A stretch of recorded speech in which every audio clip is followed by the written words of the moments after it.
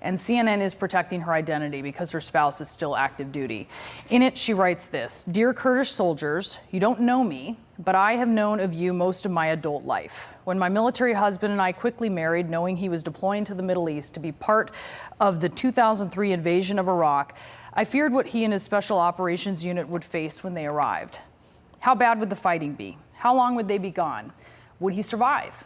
And months later, he returned and recounted to me what he could about his experience, and I asked how he had made it through. He replied, we had help. We had the Kurds. He told me stories of how the Kurdish people in northern Iraq supported the troops, advised them, stood by them, fought shoulder to shoulder with them in combat, and became an ally and a friend. And I became grateful, immensely, unwaveringly, and forever grateful for you. Since then, the word Kurds in my home has meant something. It has meant ally and friendship. There are pictures of Iraqi Kurds alongside my husband and fellow soldiers in our home. I have a coffee mug with depictions of female Syrian Kurdish soldiers on it that I proudly use to remind me of you. My children play soccer in their Kurdistan jerseys. The Kurdish people are not nameless, faceless people across the world. You hold a place of honor and respect in our home. It's important to me that all of you know that. I owe you so much. My husband is home, safe today after years of fighting, and I know you helped make that happen. But now I watch the news in horror. I see promises broken, progress destroyed, years of hard work and unimaginable sacrifice gone in a tweet. I see allies betrayed, their faces in my picture frame.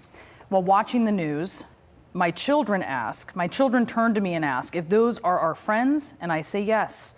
They have looks of confusion on their faces.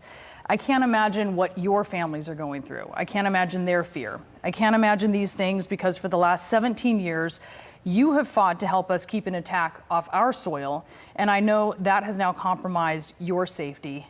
It breaks my heart, she says. And she goes on to say, I write you today on behalf of my family to say thank you for everything you have done for us.